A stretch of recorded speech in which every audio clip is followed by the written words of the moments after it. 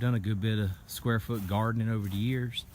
Got some different plants and stuff that I want to put in a greenhouse, and also want to have like a 4-season greenhouse so that I can grow year round with shade cloth and during the summer. And then I'll be using double plastic with the fan that blows the air inside the 2 layers for, I think it's like a R value of 5 to help hold the heat in. And I also am going to supplement with a propane or a gas heater if I need it. We'll see. I'm in climate zone 8B. Okay, I'm in South Carolina. But I've got some garlic growing right now, some radishes. That is Joy Choy. It's huge that I'm gonna let go to seed. Got some cilantro growing. We got some carrots in the back here. Okay, but this video isn't really about my square foot gardening. I just want you to see that I do a lot of gardening. I've got another garden over in the other part of the yard that I do traditional farming. So step 1 is cleaning off the area. So I had to move a bunch of junk, rake it up, and then my next step is going to be rototillering it. Step 2 actually is I put up strings. I put them up high enough off the ground that I can rototill it without hitting the string. Okay, and I've actually put the the stakes out further so that they cross. The X is where the post will be. That will be the outside of the post. And then I measured from that point all the way down the string until I got to 16 foot and marked it right there. And then I did the same thing on the other side, and then I came across and measured from this corner to that corner, and it's 12 feet. Okay, and I had to adjust the post. My wife came out, she helped me adjust the post until I got it right. And then I came up to, I barely bumped the line on one side, and then I had to lower the other side and then go back and raise the other side so that I was barely bumping the line without moving the original level line. And of course I did all this with a line level. But by having the stakes on the outer perimeter, then the string is marking where I got to dig, and there's nothing in the way of me digging. And I've done 3 sides, and I decided I didn't need to do an outside one on the last mark. So I came down and I marked this one at the same 16, and then I measured it from that corner to this mark, and it was 20 foot and a half inches. I did the same thing from that one to that one, and it was like 20 foot and 3/4. It might have been off by 1/4 of an inch. Okay, so it's really close and it's level. So now what I'm gonna do is I'm gonna get my rototiller out, and I'm gonna go through, and I've got a high spot there that I want to kind of pull down to this low area here, and maybe some in here, and then where this post is going, there's a brick, so I'm gonna have to try to take the shovel and dig up some of that old concrete. Okay, but I'm gonna fill this low area in anyway, so I just need to get just enough out where I can put my post in. So that's where I'm at. So next I'm gonna start working on rototilling it. Well, I'm exhausted. It was crazy how many rocks was in this. So I plowed it all up pretty deep, and then I took my rake, my garden rake, and I raked all the grass out that I could, leveled it the best I could. It's a little grade from right to left here, which is fine. When I put my plastic on the outside, I think I'm gonna put like a little mound around the greenhouse so that the water flows around the greenhouse and away. I mean, there's a hill, so it's gonna try to go down the hill. It's all gonna try to go to that ditch back there, so should be fine. Had to pick up rocks like that. I mean, it's no freaking small rock. I mean, that thing's probably 1.5 feet by 1 foot by 1 foot, and some are bigger than that. So it's just a big old pile of crap that I had to dig out. But anyway, that's the next step. Got all plowed up. Also, when I plowed, when I went down the very middle, because I want to do some rope to spin some tomato plants up the middle of the greenhouse, and then trim it when it hits the top. So I plowed extra deep right down the middle, for those tomato plants that I plant later on. All right, so that is step 3. Time to start building. Along the way, I just wanted to, I like to do tricks and tips. So here's your first trick and tip. Okay, there was so many rocks in here, it's crazy. I went along with the post hole diggers and like boom, boom, boom, boom, boom, hitting rocks everywhere. I mean, ideally, I want to have one right in the middle. That's my mark on my line for 8 foot, which is where I wanted them to join. But I'll just make it a little stronger. So what I did was I decided to figure out the closest to center point where there's not big boulders, and that's this hole.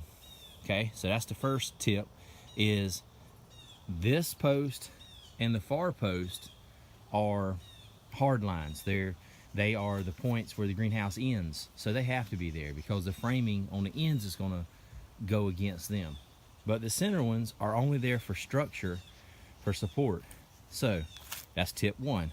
Next tip is the hole. Dig the hole first, take your measuring tape and measure from the bottom of the hole with your measuring tape to the line, and then I subtracted 6 inches and cut my post, and then that way all my posts are exactly 6 inches below my line. That way you don't have to come back with a skill saw later and cut them off at a certain height. All right, the next important step was I got my side panels up, and I did the same thing as the other side. What I did was I measured, because of the stones and stuff, I actually started that first post 7.5 inches to the right of the cross where I was originally going to do it, because it was hard to dig on that far end. So I just moved it to begin with. And then I did the same thing on this side. Okay, same thing down. If you look at the top of my post, like I said, I measured the top of my post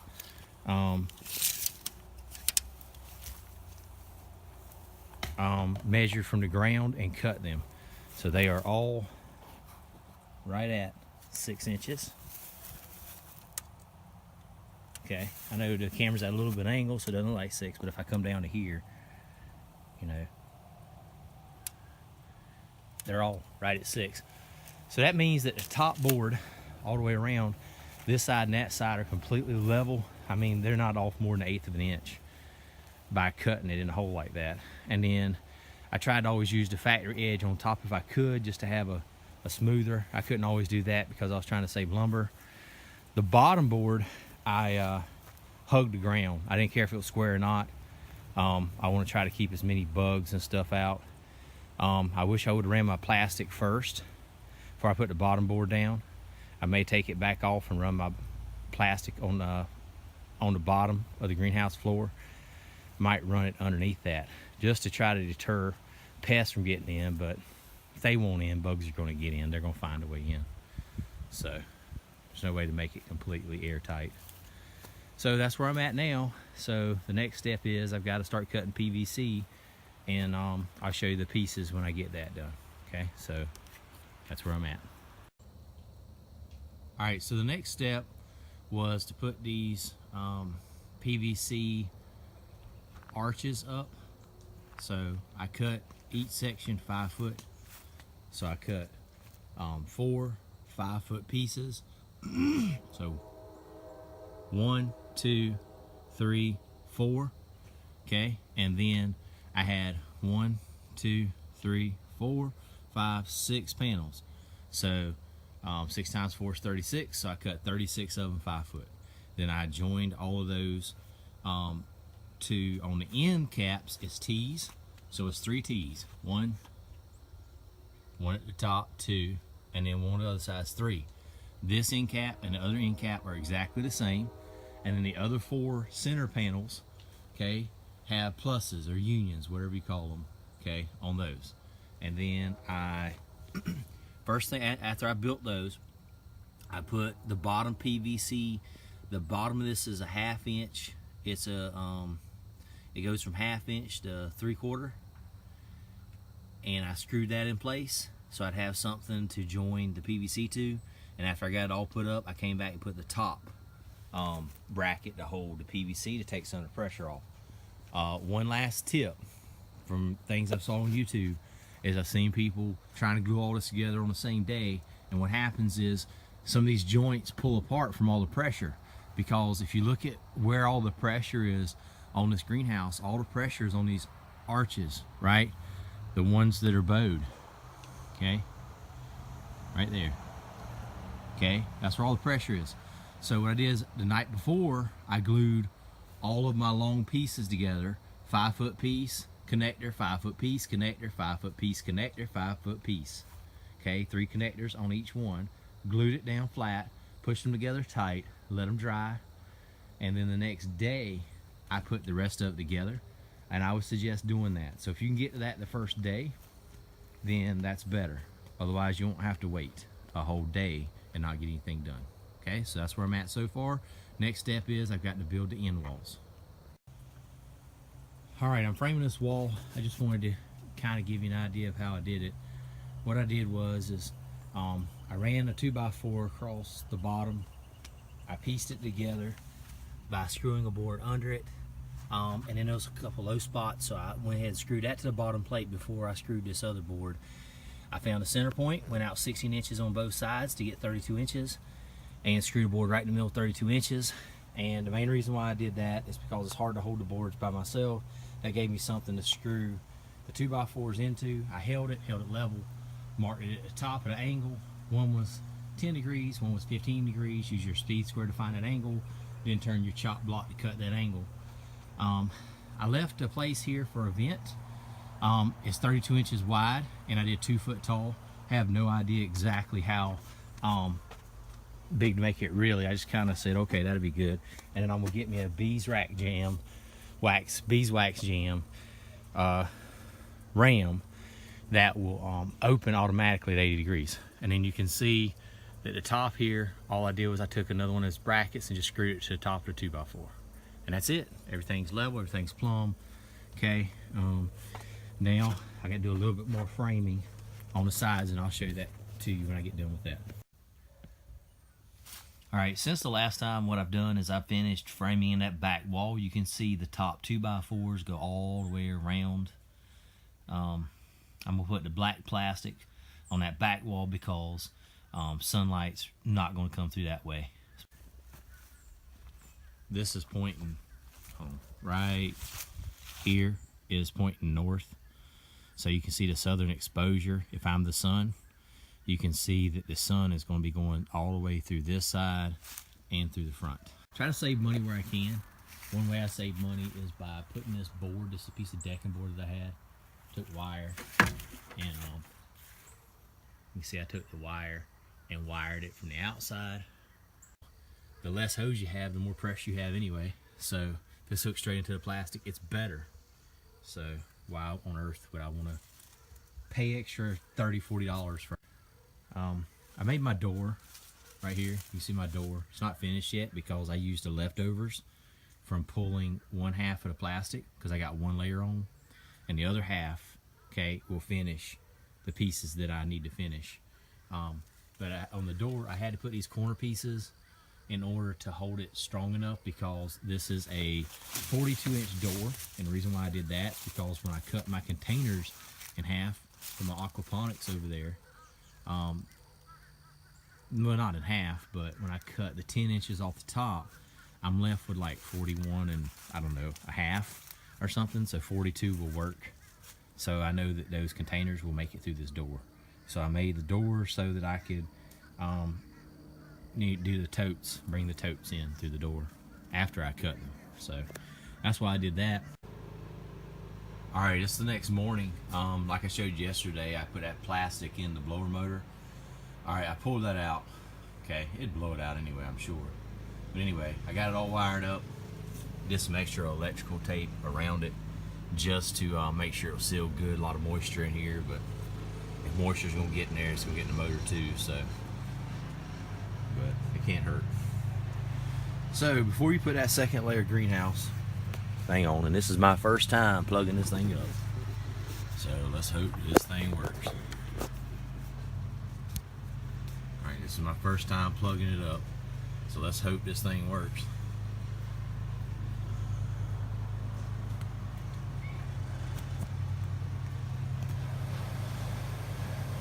Yay, it's working. All right, blowing nice. Go outside and see how hard it's blowing. I would suggest you better do this.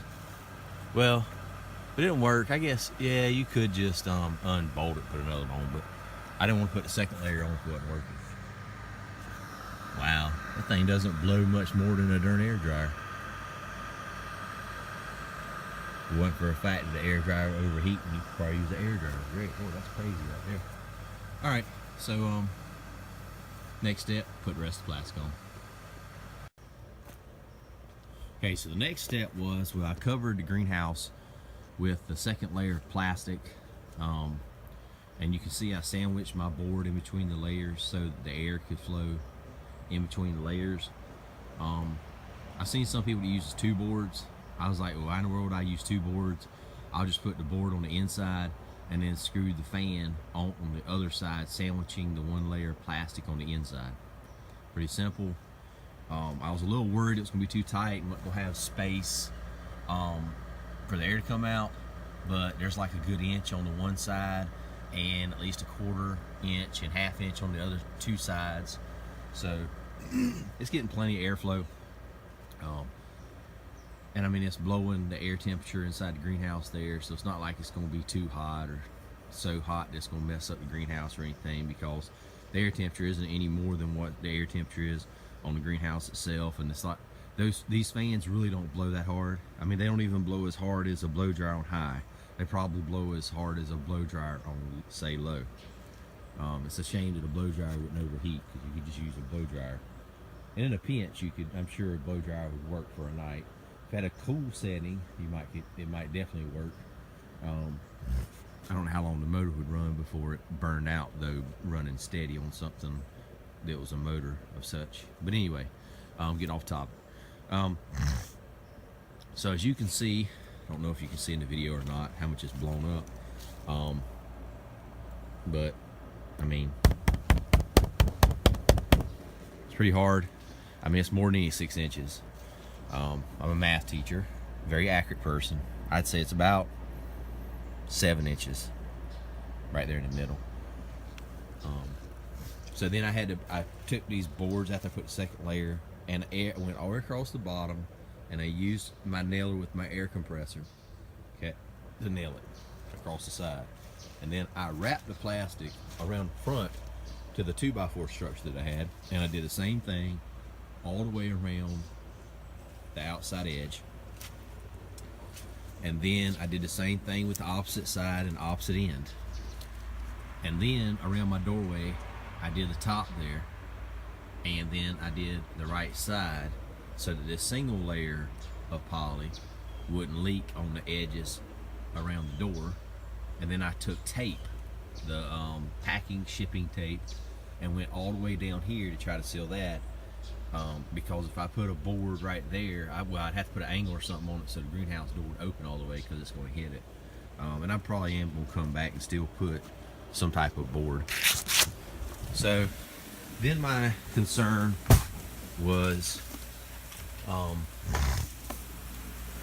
I was getting a lot of heat loss. So I decided, you know, I got this old insulation that I had laying around. It may not work that great if I don't put another layer of plastic to try to keep moisture out. I think that if I keep the temperature, you know, the insulation, keep it insulate, and the layer of plastic on the outside and the layer of plastic inside will keep condensation out of the insulation. It should work. So I had all this old insulation, different sizes, all kind of stuff, and I just insulated. And this would be my, I don't know, my east wall. So my greenhouse runs from east to west, and there's a structure on this side of it, so it's not gonna get hardly any sun on this wall. And I even stuffed it around the edges to try to help with heat loss.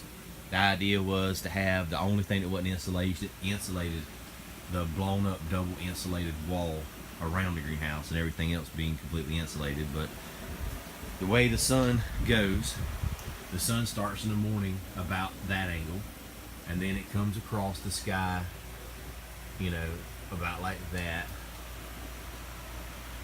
and then it winds up being about back over there behind the trees. I mean, if I was to go down, you can see that there's a window through there where the other tree is. And it gets sun in this greenhouse from about 9 to about 3 in the winter. In the summer it gets a lot more than that. So it's gonna be plenty of sunlight, more than 6 hours a day. It's gonna be great. And then I insulated along the top, along the side over here. I'm insulated on the bottom. I ran out. I want another piece to do there. I'm gonna see if I can find another piece somewhere. But then I'm gonna leave this open, the door on the top open. I'm gonna close in the bottom, I think, because of the angle of the sun. And then I'm gonna insulate the bottom 3 over there, and then I'm gonna leave these 2 open. And that's just to give a big gap of sunlight for the main body part. And then I'm gonna get some bubble wrap, like other people do, a bubble wrap that. Very important, a very important step. You know, I'd watched a video with Curtis Stone, urban farmer, and which I watch all type of people on the internet. There's a lot of great YouTubers out there for this stuff. And so I hooked up my pump, and I monitored it like every 30 minutes to begin with. I'll check to see how it's blowing up, because I didn't have any release in it anywhere, because I was worried because I didn't put any type of anything behind the board, like foam or anything, to help seal it extra good. So since I didn't do that, and I just nailed it I nailed it a lot. I nailed it every 4 inches or so. So I put a lot of nails because I had that nailer, and it was easy anyway. So I put a lot of nails in it. And then after I put all those nails in it, I was worried that there might be a little leak here and there, but I didn't think there'd be much. But I thought there might be some, and obviously there is some. Who knows how much exactly? So I hooked the blower up, and it blew it up, and it kept getting thicker and thicker. And I did not know what to expect, because when people build these greenhouses, they don't really tell you every little detail and everything to expect. And if you're blowing something up between 2 layers of plastic, it's a little scary. You're scared you might pop the greenhouse, right? You might pop the layers if it's too tight. So I'm sitting there watching every 30 minutes for a couple hours, and it gets all blown up, and it works this way from where the motor is, and it starts filling across this way and then across the top, and then weirdly enough, instead of it starts blowing up here before it does the ends, but I guess that makes sense because it's in the middle, and then eventually it gets the whole thing blowed up, and then I'm checking it every 15 minutes to make sure it doesn't look like it's blowing up more. So I look at reference points like where it crosses and see, okay, it's where it crosses, it's only sticking for about a half an inch, right? So it's only sticking for a half an inch there because there's a cross member. And so there, I looked, and then I kept checking it, and I checked for several hours like that, every 30 minutes or every 15 minutes. At first it was more, when it got fully blown up, I checked like every 15 minutes, and then I went to 30, and then I waited, and then after I'd done this for a few hours, I was confident that it wasn't going to blow up anymore, that it was fine. So one guy on the internet said that his backed the screws out of his fan. Okay, and speaking of my fan, you can see how I attached it. It's just screwed right into the board. Okay, and I've got it open a little more than halfway right now. I wired it because of moisture in here. I took electrical tape and wrapped around the box too, and around the bottom of the core where it goes in, just to make sure it was extra moisture proof inside the motor, at least the electrical housing part. So then I was thinking, because it really wasn't holding heat as well as I thought it should throughout the whole night, and I tried to do a lot of research on how much heat should a greenhouse lose at night. I went to some greenhouse insulating calculators to find out how many BTUs it needed, and all that sort of stuff for the square footage.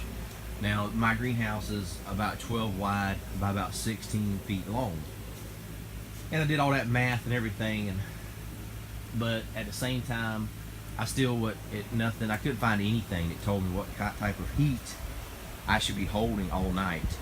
You know, it heats up during the day. Well, how long does it take for it to lose that heat? Am I having good insulation or not? Is this really working or not? So I can tell you that the first morning or whatever that I woke up and I checked the temperature of the greenhouse, and it wasn't much different than the outside temperature. And then last night I had a eureka moment where I was like, hold on a second. This motor's creating pressure, and it's sucking from the heat that's inside the greenhouse, and it's taking my heat out of the greenhouse, and it's putting that heat in between the two layers. And then what's happening to it? Oh my God. Every crack is being pressurized. The smallest cracks, the air is being forced out. So basically I am pushing my hot air through the plastic and then out the greenhouse. And I was like, oh my God, I have to have a relief point somewhere so I don't put so much pressure on all those little tiny minute cracks that are all around the structure. So I just got a pipe. And I've got my pipe right here. And I just cut a hole. And see, you can see how hard it's blowing. It's blowing about like the hairdryer on low or so, you know, blowing really nice. So what does that mean? That means I have very little heat, very little air loss to the system. Why? Because my return inside the greenhouse is blowing about as hard as the fan. So to me, that tells me I don't have much heat loss. So was the foam behind the thing necessary? Does it help? Yeah, it probably does help. Most of that foam is at the bottom of the boards. And everything I've read about greenhouses tells you that you lose. The floor is not a calculation for calculating heat loss. I can't remember the exact numbers, but you can find it throughout the web. And it will tell you that, you know, like 60% of the heat loss is through the roof. And then like 25% is through the walls. Okay, and so what is that? That's like 85%. And then like, I don't know, 15 or 18% or something is through cracks, or, you know, places where you're losing heat, such as cracks and stuff.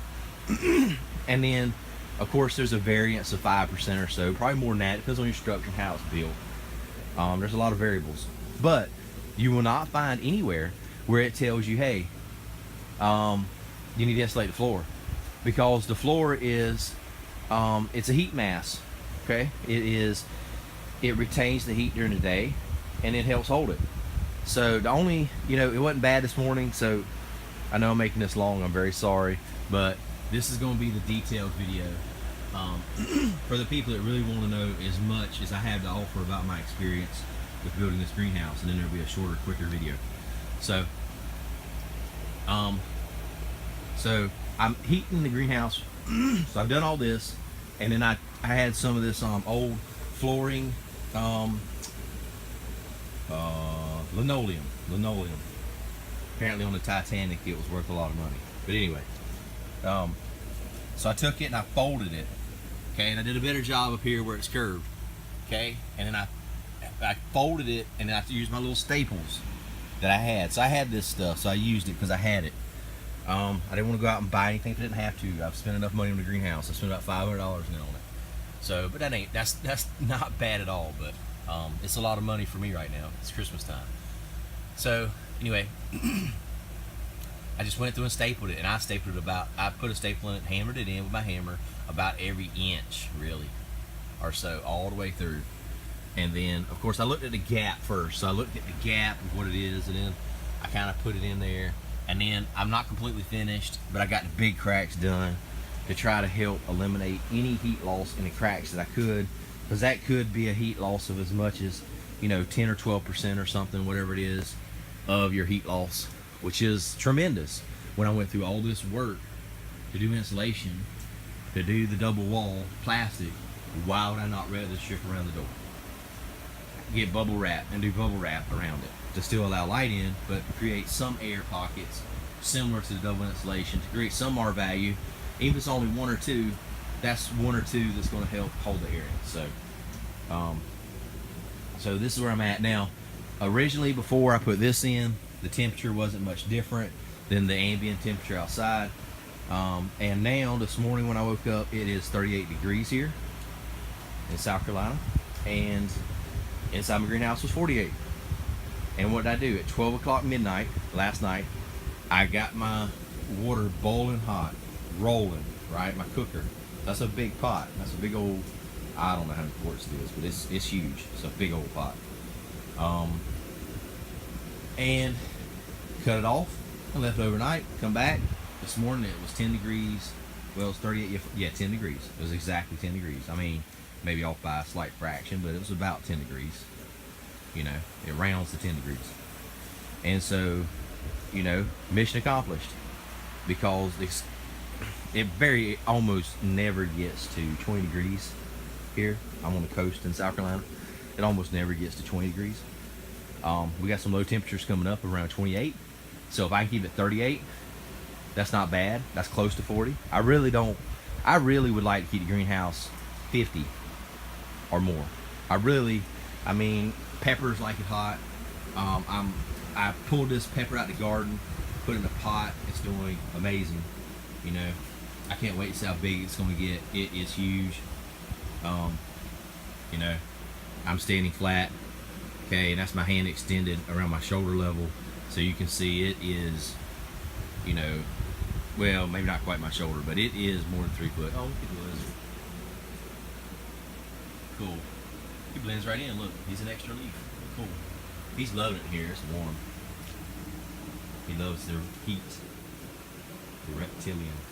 So, anyway, this is what I got going on. I'm heating this. Got a 10 degree heat temperature. It doesn't take long to heat in here. I can do this for about 15 minutes, and it went all the way from 48 to 80. So, brought my fan in here. I got 100, 200, I forgot I got a 250 watt heat lamp that I'm using as well. Not putting off much heat. Every bit helps. It's very hard to see. It's 88 degrees in here right now. Almost 90. Wow. So it's definitely time to turn this thing off. So I'll turn it off in just a second. Alright, so that's what I got going on. If you got any questions, that's onions. That's ginger. That is a Thai pepper. That is a cayenne pepper plant. That is groups of 4 cilantro. And this is my lime tree. And I've been eating limes off of it. Got some more on the way. Looking really good. It really likes this heat. So that's what I got going on. I got a lot to do in the greenhouse. Got a few little basil started. Takes a long time for them to get up and going. They love the heat, just like the peppers and tomatoes. Alright, thank you very much for watching. Subscribe if you would like to watch more videos like this one. I will do my best to give informative videos. My goal is to have a detailed video and to have a short, quick video for people that don't want the detail. So thank you very much for watching, and I hope you enjoyed it. And subscribe and enjoy your holidays. Thanks for watching.